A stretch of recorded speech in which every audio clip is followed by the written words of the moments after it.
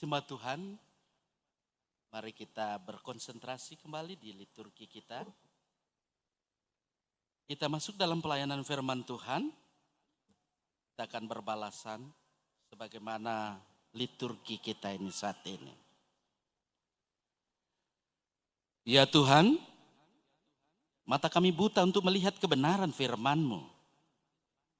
Akal dan pikiran kami tak sanggup memahami kasih-Mu. Bukalah mata kami untuk melihat kebenaran firman-Mu, sucikan akal dan pikiran kami untuk mengerti dan memahami kasih-Mu melalui pemberitaan firman-Mu ini. Tuhan, ajarlah kami melakukan firman-Mu. Amin. Jemaat Maha Tuhan yang dikasihi olehnya dan kita pun mengasihinya. Mari kita arahkan perhatian kita di hari Natal ini dengan bagian perikop Sabda Allah, firman Allah. Yang menjadi penyeragaman pemberitaan firman Tuhan di hari Natal ini, Injil Yohanes pasal 1 ayat 1 sampai ayat 14.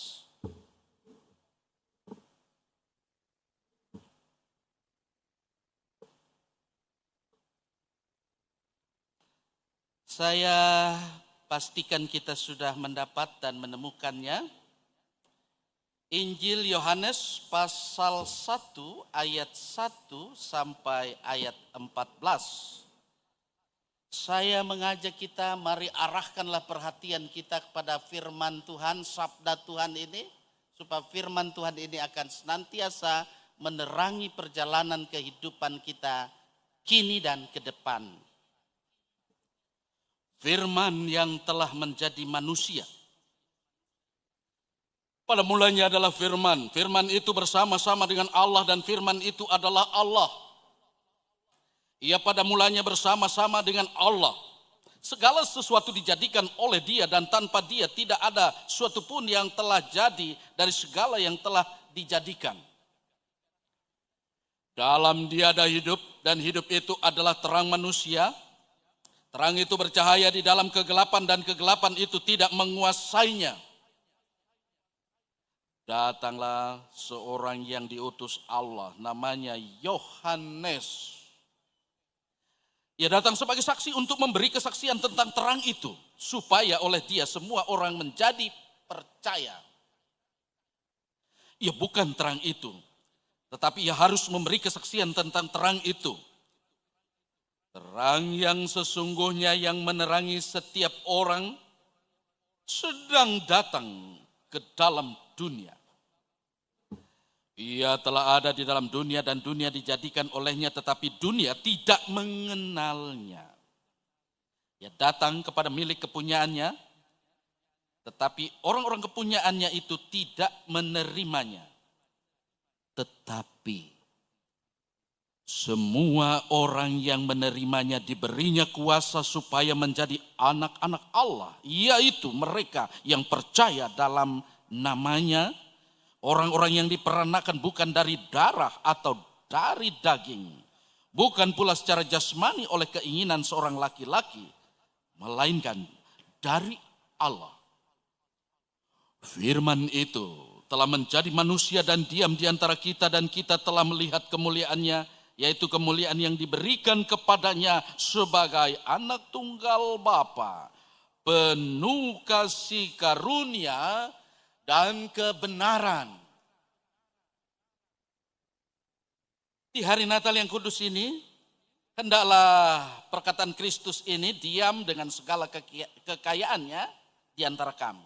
Maranatha.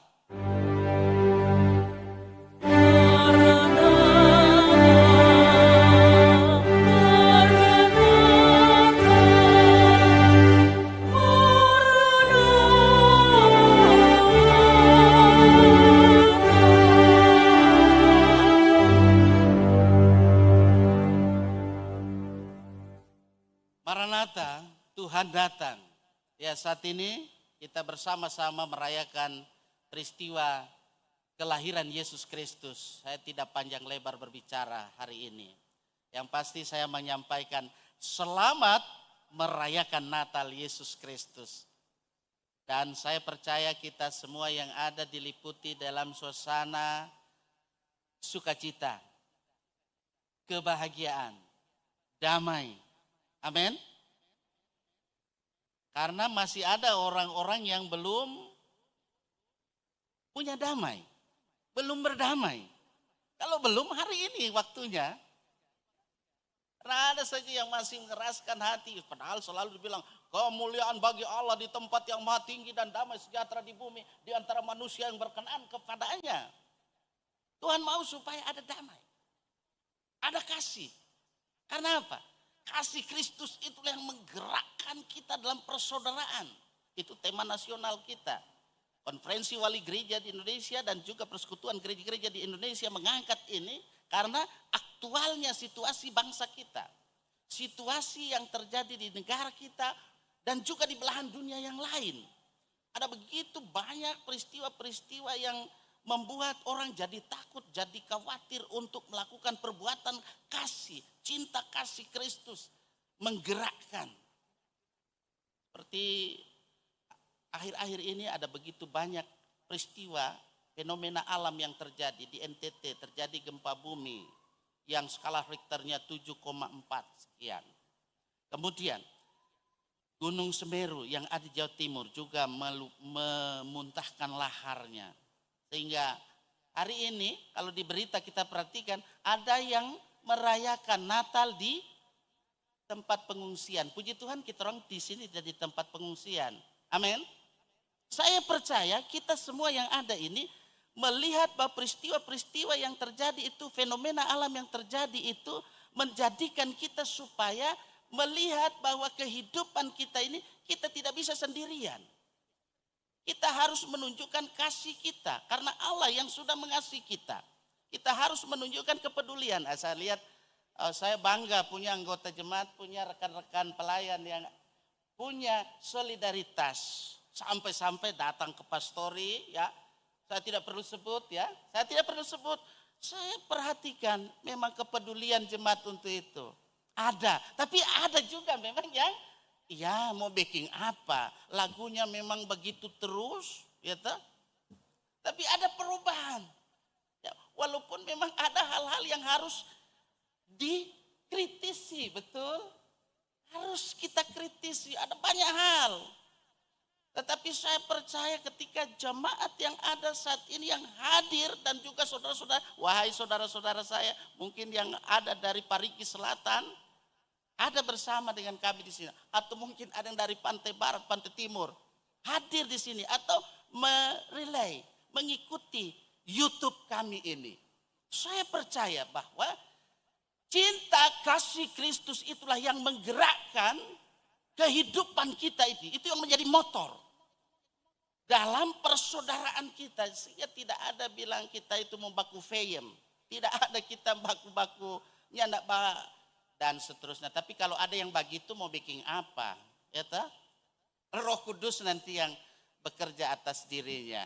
Dan kita orang yang hadir saat ini dan yang merelay YouTube ini, saya mengajak kita, mari kita melihat di sini betapa luar biasa dahsyat Allah yang imanen itu menjadi transenden. Allah yang transenden itu menjadi imanen. Jadi itu memang tidak bisa disangkal itu. Dia yang transenden menjadi imanen, yang imanen bisa jadi transenden. Karena dia, Allah, punya otoritas, punya kuasa. Ibaratnya ilustrasinya seorang presiden, ya Bapak Presiden kita, bisa saja datang ke Palu, jadi tukang bersih jalan, sapu jalan. Karena beliau rendah hati. Gitu. Tapi mana mau tukang sapu jalan mau jadi presiden ke sana? Baru sampai di pintu gerbang saya, Yesus, apa ngana? Allah itu transenden, dia punya otoritas. Kita tidak mampu untuk memahami betapa kasihnya. Kasihnya yang besar, kasihnya yang luar biasa itu dia nyatakan. Ketika kita melihat di bagian perikop kita hari ini, firman yang telah menjadi manusia. Jadi dalam kaitan dengan ini, ketransendenan Allah itu dia menjadi imanen. Dia senantiasa hadir di tengah-tengah kehidupan kita, apapun tantangan, apapun pergumulan kita, ya termasuk COVID-19. Puji Tuhan sudah mulai landai ya, walaupun ada Omikron, ya ta? Apapun varian baru yang terjadi, nyanda usah cemas, nyanda usah takut, nyanda usah khawatir. Yang penting 2 sejoli yang ada itu selalu, ini 2 sejoli, masker yang ada, vaksinasi kita sudah lakukan. Kalau yang belum ya lakukan itu. Saya menginformasi, bukan saya pemerintah ya, tapi saya sebagai hamba Allah mengingatkan supaya dalam kehidupan ini kita lakukan 5M itu. Tapi saya tidak berbicara itu. Mari saya akan berbicara di sini.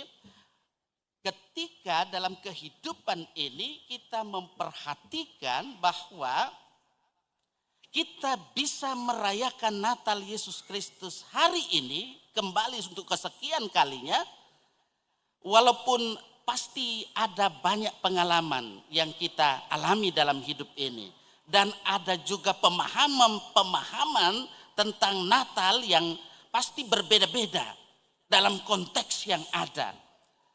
Memang secara umum atau secara global, Natal itu dapat kita simpulkan sebagai pengulangan tradisi. Tradisi atau kebiasaan, dalam bahasa Latin disebut dengan traditio. Nah, itu bahasa Latinnya, belajar sedikit itu toh. Traditio, sebagai pengulangan tradisi atau kebiasaan yang ada. Ini diteruskan ya toh. Dari oma tua yang soalnya tidak ada hingga saat ini, tapi ada yang oma tua yang masih hidup sampai saat sekarang kan. Nah, itu kita lihat itu ada sesuatu yang sudah dilakukan sejak lama, dan ini menjadi bagian dari dalam kehidupan kita sebagai umat yang percaya. Termasuk di daerah kita ini. Tokaili. Kareba kakomio. Nah, itu. Jadi saya pasti ada sukacita, ada damai, ada kasih. Saudara-saudara yang saya kasih dalam kasih Tuhan, yang paling besar yang harus kita lihat dari tradisi yang ada ini adalah informasi yang terus diteruskan dari generasi ke generasi, dan ini tentu disampaikan baik secara tertulis maupun secara lisan, karena tanpa adanya tradisi yang seperti ini maka tidak sampailah kepada kita berita ini. Betul? Iya. Dia akan sampai. Tapi inilah yang terjadi. Kalau saya tanya, mengapa seperti ini? Ya, mengapa seperti ini? Atau saya tanya, apakah ketika kita merayakan Natal hanya sekedar pengulangan tradisi semata-mata? Tidaklah itu terlalu mengendalikan atau mengerdilkan esensi Natal yang sesungguhnya. Itu pertanyaan-pertanyaan yang bisa muncul. Oleh karena itu saudara-saudara yang saya kasih dalam kasih Tuhan, dari perikop yang saya sudah baca dan kita juga sudah membaca dan kita mendengarnya, di ayat 9, perhatikan di situ supaya tidak terlalu panjang. Terang yang sesungguhnya yang menerangi setiap orang. Nah, itu.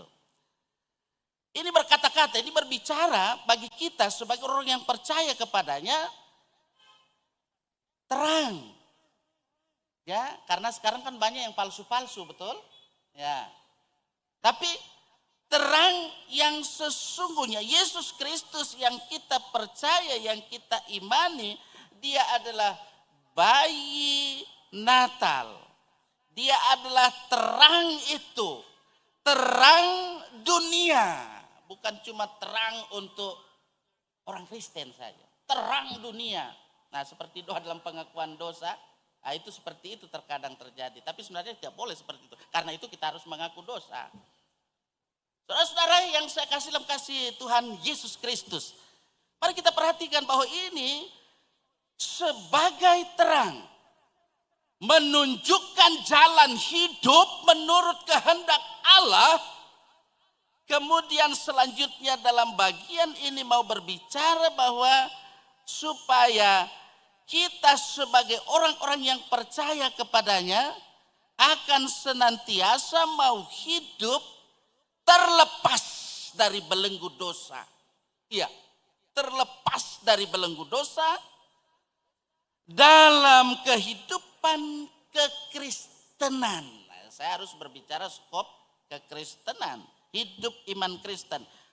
Jujur mau dikatakan bahwa seringkali perayaan Natal seperti yang dirayakan, memang terkadang ada banyak yang melakukan itu hanya sebagai tradisi biasa saja. Seperti penjelasan tadi, sebenarnya tidak bisa seperti itu. Hanya tradisi saja, tidak ada perubahan diri, tidak ada perubahan sikap.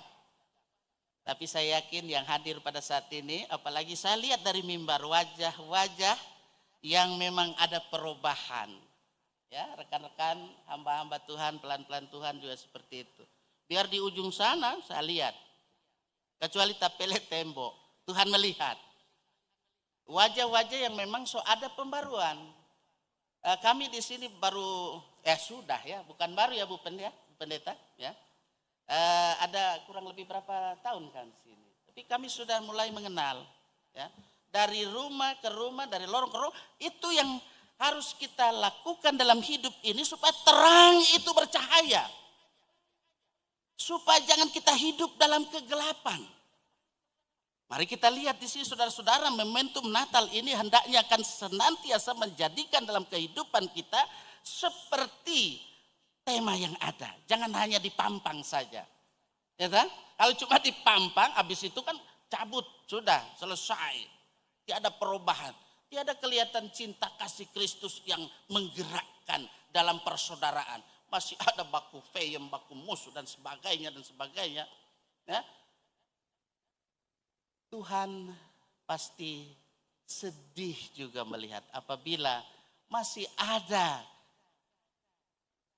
umatnya yang terus melakukan perbuatan-perbuatan yang tidak diperkenan olehnya.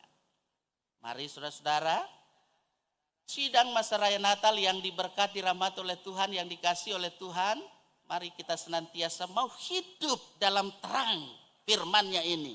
Supaya ketika kita bersama-sama merayakan Natal Yesus Kristus dengan tema yang ada dan juga subtema yang ada seperti yang dibuat pada saat ini dalam konteks di jemaat kita, sehingga Natal Yesus Kristus itulah yang mendasari kita. Ya, bukan cuma kita di GPID Getsemani saja, tapi di mana saja. Ya, tapi ini konteks kita di sini, GPID Getsemani Maisa Palu. Mau berkorban, ini saya lihat sudah banyak yang mau berkorban seperti yang saya katakan tadi. Banyak, saya tidak bisa pungkiri itu. Saya tidak mau mengatakan tidak ada, tidak seperti itu. Ada loh, itu tercatat sudah di memori saya. Ya, memori saya mudah-mudahan Tuhan masih tetap kuatkan ini. Ya, tercatat itu. Berkorban dalam tali persaudaraan, yang tulus, yang ikhlas. Saya tidak perlu jelaskan itu lagi. So, tadi malam juga dikupas oleh sahabat saya, teman saya. Ya, damai, penuh kasih. Kita bangkit untuk mengalami ada pemulihan dari COVID-19.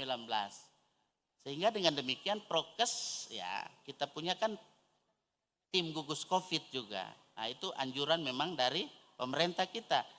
Gereja dan pemerintah bekerja bersama untuk memerangi pandemi COVID-19. Sehingga kita akan nanti memasuki tahun berkat 1 Januari 2022. Damailah kita. Cinta kasih Kristus tetap menggerakkan kita hidup dalam persaudaraan. Apapun keyakinannya, apapun agamanya. Sehingga dalam hidup ini damai itu indah. Tuhan akan senantiasa memampukan kita agar kita terus hidup dalam cinta kasih Kristus yang menggerakkan persaudaraan.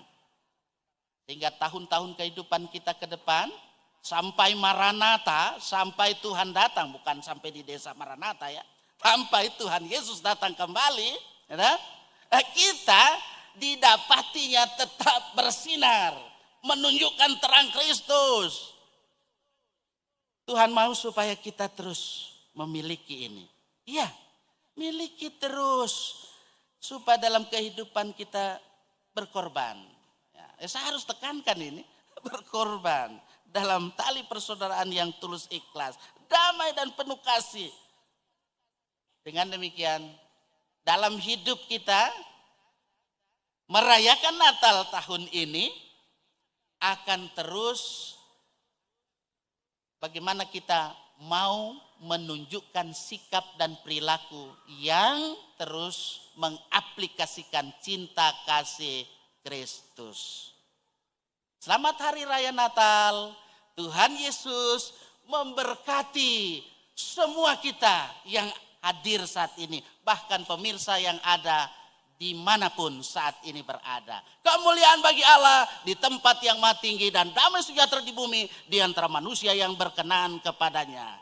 Gloria in excelsis Deo. Amin.